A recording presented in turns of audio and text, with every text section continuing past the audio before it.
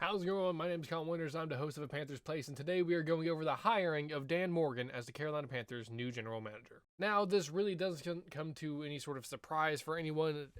Dan Morgan has been involved in the head coaching interviews the entire time. He's been the assistant GM for the Carolina Panthers recently. So, bringing in an internal guy is exactly what we thought David Tepper would do. He's already been getting interviews for the position, and there's been a mixed reaction in the Panthers fan base. One of the biggest worries when it comes to Dan Morgan coming in as GM is that Panthers fans are worried that nothing will change because he was a man underneath Scott Fitterer, and of course that is the man we just fired to make this vacancy open. Well, no longer open, but we are worried that if he was so involved, and of course we really don't know the varying choices that were made and how involved he was, but there are just worries that nothing will change in the way the team is run and that we're just going to get Scott Fitterer light with him. Now, Dan Morgan, I am a little bit excited for just because he is a Panther. We drafted him in the first round in 2001. He was a linebacker for us and had a great playing career here. And I believe that he is going to understand how to build a good culture for the Carolina Panthers moving forward. And I understand that not a lot of people are thinking this way just because they are so worried after all the missteps in this process that I think no matter who they would have picked, we probably would be complaining.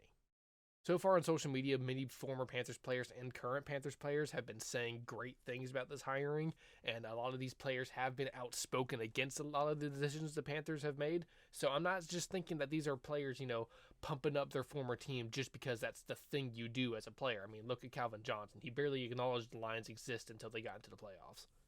You have players like Trey Boston, Jonathan Stewart, Julius Peppers, Panthers greats, and really people who embody the Panthers spirit coming out and being very outspokenly positive about this hiring, and that should be something that the fans take into consideration.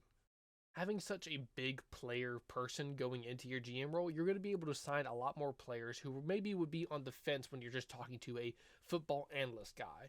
Dan Morgan, he's had the experience as a player, and he's had plenty of years of experience being on Seahawks scouting teams, Bills professional football building. Just okay.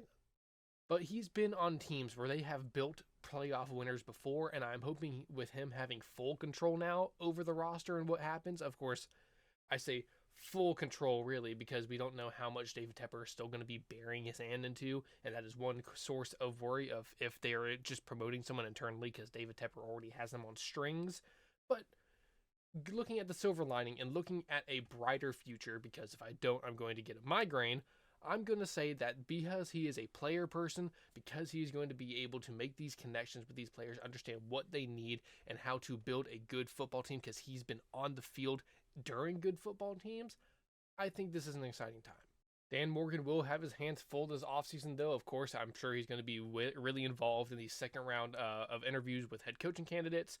I'm hoping that he does the work and decides to go ahead and promote Ejiro Evero. I really love him, and I don't want to lose him to another team like the Seahawks. But let's say Ejiro Evero doesn't get hired by another team to be a head coach, and we can keep him as DC. Sure, do that, but I think he deserves a nod at head coach. But that's a topic for another video.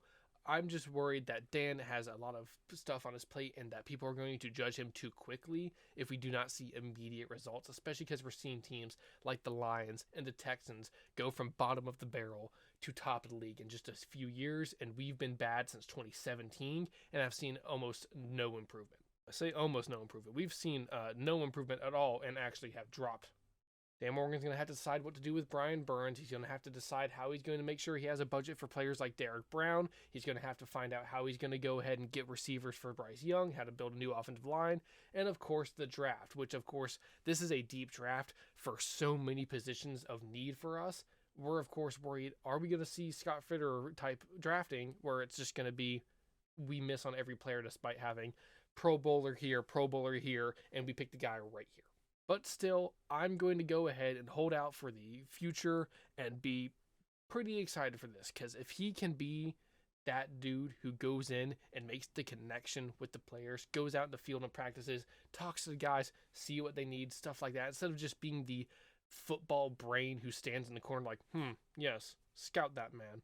I want to see him be more involved, and I think he will be that type of general manager. So I'm pretty excited. I'm going to go ahead and side with the former players and the current players who are excited and just be optimistic.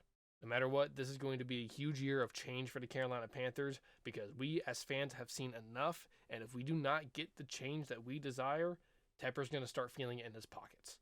Now, I'm not going to drag it on any longer. Thank you very much for watching this video, and I'll see you guys next time. Goodbye.